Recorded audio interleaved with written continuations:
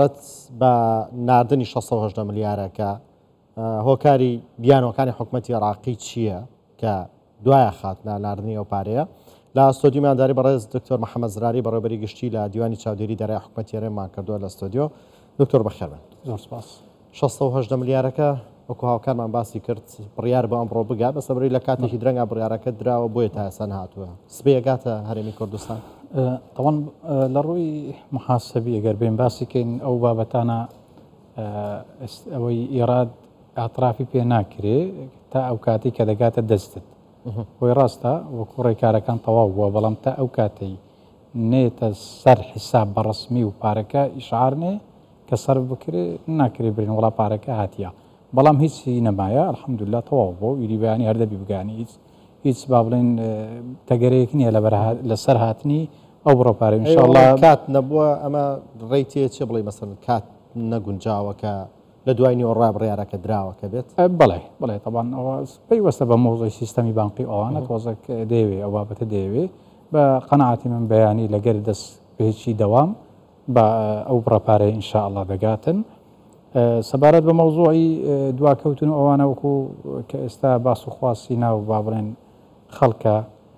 بەڕاستی پێم وایە ینی نەدەکرا پێویست نەبوو کە ئەوەندە دوا بکەوی چونکو لە ڕووی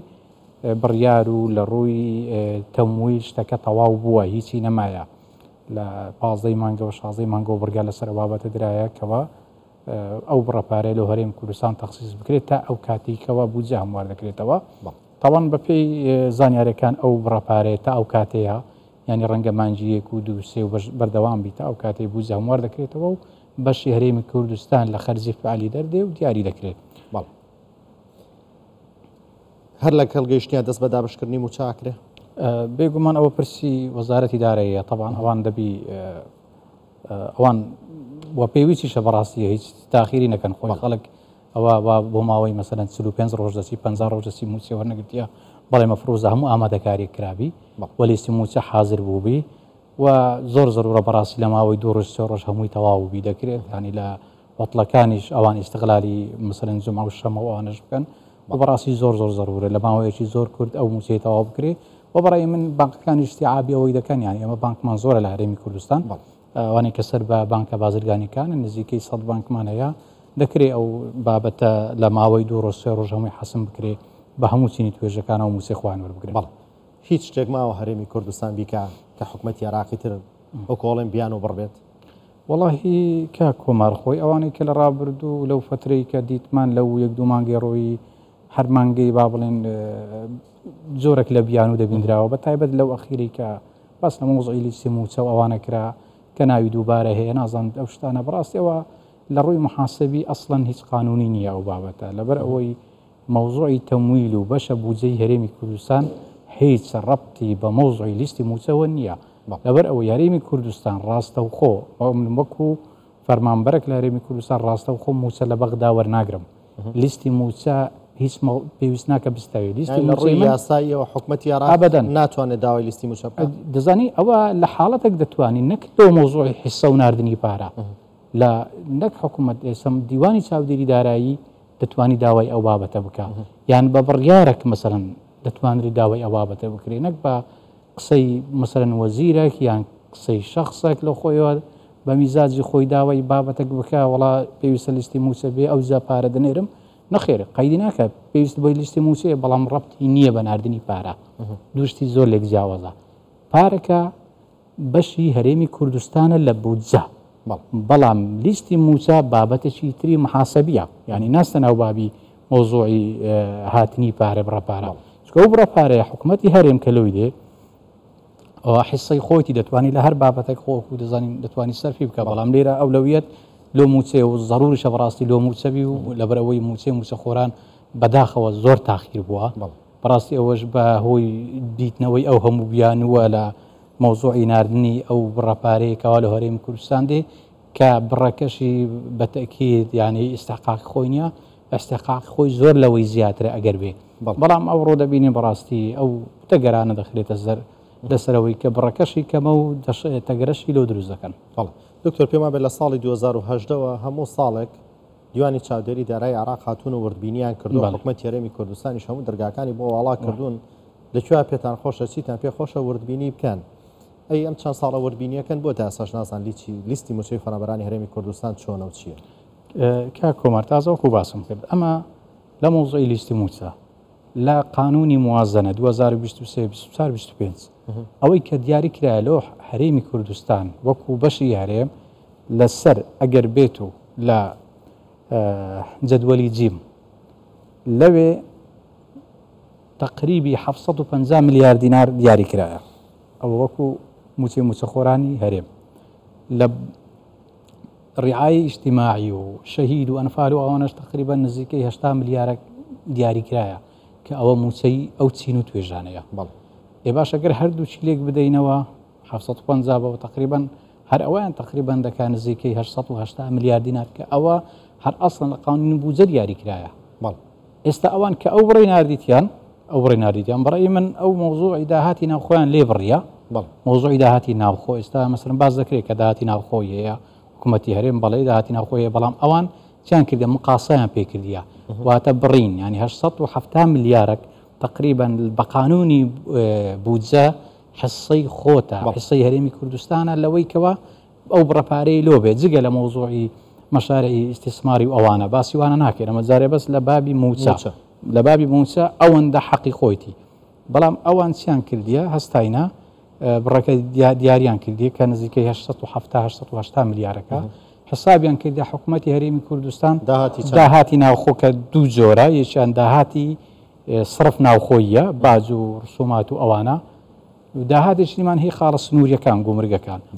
ئەوانە کە خاڵە سنووریەکان 150 لۆ هەرێم دەگەڕێتەوە و داهاتی ناوخۆش بە حسابی وان بە تەفسیری وان هەموو دەبیلەوە بگەڕێتەوە هەستاینە ئەو 150 بڕیە لەگەر ئەو هەموو داهاتی ناوخۆیە ئەوشان لە بڕە پارەکەی دەرهینایەت ئەوە مەفهومەکە بڕاستیوە گەڕابێت بزەبت هیچ فەرقینە لەگەرەوەی کە گەڕابتەوە یعنی ئەوە ئەو مەفهومە حەقوەیە خەڵک ینی لەوەی هەمومان تێبگەین ئەو پارەیە لە ڕووی محاسبیەوە مەقاسی پێکرایەوەتە بڕایە حسەیت و ئەوەندەیە وەکو ئەوەی وایە ئێستا مەسەرەن ئەمن 20,000 دیناری توملابی ئەتوش 10,000 منت لابی لە جاتی ئەوەی تو 10,000 بدێ من ئەم 20 بدەمەت و یەکسەر ئەمن 10,000 دەدەمێت یەکسەر بەو شێوازەیە پێیوانە بێت کە حکوومەتی عێراق خۆی موچەکە ئەنێرێت داهاتی ناوخۆش ڕوا ئەمێنێتەوە کا کۆمار ئەوانەی کە لەوێش لە بەغدا باسلەوەی دەکەن دەرێت حکوومەتی هەرێمی کوردستان داهاتی ناوخۆی نەناردەوە ئاخر داهاتی ناوخۆ مەقاسی پێکرایە مانگانە مەقاسی پێ دەگرێت کاتی خۆشی لە 2008 و 2011 کات خۆشی خۆم ئەو پارەیە نەدەچەوە بەغدا ئەو کاتیش هەر مەقاسە پێ دەکرا لە چی لە بابرین لە بەشی بودجەی هەرێمی کوردستان بەڵام ئەو کات داهاتەکە بەو شێوەی زۆر نەبوو پێوە دیار نەبوو ئێستا داهاتەکە لەبەرەوەی زۆرە پێوە دیارە وەکو باسم کرد 870 ملیار تەنها حیسەی هەرێمی کوردستانە لە مۆزوعی موچە ئەوان هەستاینە بڕیتیان ئەو مەبلەغەگەر هەبێت و هەر بە سەدهیش حساب بکەین ئەو 870 کەمی 680 کەین تقریبا سند دەرسی دەوروبەری 250 ملیار دەرسی حکوومەتی هەرێمی کوردستان ئەعلانی کرد 320 ملیارەکە تەمەشای داهاتی ناوخۆیەکەی هەمووی بردیە و داهاتی خاڵە سنوورەکەشی نیوەی بردیە ئەو نیوەکەی تری لەو گەڕاندیەوە بەحساب دکتۆر کێشەی ئەوان گوایە لە ژمارەی موچەی فەرهەمبەرانی هەرێمی کوردستان یاخود لە ناوی دووبارە و سێبارە ئەوەی ئەوان بیری لەکەنەوە لە ژمارەی لیستی موچەی فەرهەمبەرانی هەرێمی کوردستان هیچ ساڵێک ئەوان حسابی ئەویان کردووە مەسەن بۆ نمونە تا ساڵی 2023 خانە نشینی چەند بووە تاعیناتێک ئەگەر شتێک کرابێت چەند بووە حسابیان کردوانە حسابی 4 ساڵ 5 ساڵ پێش ئێستاکەن کاک کۆمار ئەوەی کە مصدقە لە لایوان میلاکاتی 2013 هەرێمی کوردستان یانیوان بۆ قسە لەگەڵ کوردستان 2013 کە 658,000 و هەڵە 940 وابزانم بەو شێوازەیە ئەوەی کە لە لای هەرێمی کوردستان هەیە ئێستا 682,000 ئەوەی لە لایوان هەیە 658,000 ینی ئەلەو فترێ ئەو کەسە ئەوانی کە تایم بوونە ینی ئەوانە حساب نەکرای لەبەرەوەی میلاک تەصدیق نەکرایە لێرە لە پەرلەمان و لۆیان بستەوە لەبەر ئەوەی ئەو گاپە ئەو فەرقا هەیە سەبارەت مەموزۆی لیستی موچە نازم مەبزۆت مەبەستت چ بوو ینی دووبارە بوونەوەی ناو ئەوان ینی گرفتیان لە چەند شتێکە بوو گویا ناوی دووبارە و سێبارە هەیە وگوایە لەوەی کە ژمارەکە زیاترە لەوەی کە لای ئەوان هەیە کا کۆمەر سەبارەت بە مەوزۆی دووبارە و سێبارە بوونەوەی ناو زۆر تەبیعیە ناو دەکرێت ناومان هەیە سێ ناو بە دوای یەکە دووبارن یەک ینی چەند کەسێک 47 ناو محەممەد مستەفا ئەحمەد لە هەولێر هەیە بەجددیمە یانی ناڕازم. ناوی خۆمە دەزانم من بە دوواداچون لۆ کردی لەسەر مەوزوعی لۆ جەواسات شتیوە ئەگەر دە کەسی تاعین بی کەواتە محەممەد مستەفا ئەحمەد دەم بێژێکیان موچە وەرگێ وانە شتیوا هەیە خۆی ئەوە بەدیار ناکەوی ئێستا خەریکە لیستی موچە زەبتە چواری ئەگەر نا لیستی موچە سێ ناوە لە سێ ناوی زۆر واردە کەوا ناو دووبارە بتەوە لەبەر ئەوەی لیستی موچە باسی ناوی خێزان ناکە باسی ناوی داک ناکە باسی موالید ناکە بزانین ئایا ئەو شخصە فعلەن هەمان شخصە کە دووبارە بوویتەوە یان نا و مەوزوعی دوو موچەی و سێ موچەی ئەوانە کە باز دەکەن وەکو مەسەلەن دووبارە بوونەوەی ناودیستان باز دەکەمەوە دەرێم ئەوەش تەبیعیە چۆن مەسەلەن فەرمانبەرێک باڵین ئافرەتێک خۆی فەرمانبەرە موچە وەردەگری بە ڕسمی پیاوەکەی شەهیدا سەرپرشتیاری ئەو منداڵانەیە وەسیە موچەکە دەکەوێتە سەناوی زۆر تەبیعی لە حاڵەتی دەبتە دوو ئەگەر بێت و ئەو ئافرەتە کەم ئەندام بی موچەی چاودێری کۆمەڵایەتی وەردەبووی دەواتە دەبتە چەند دەبتە سێ یعنی ئەو حاڵەتانە زۆر تەبیعیە دووبارە و سێبارەش هەمان شخصیش بەپێی ڕێنماوی یاسا ڕێ پێدرایە ئەو بابەتە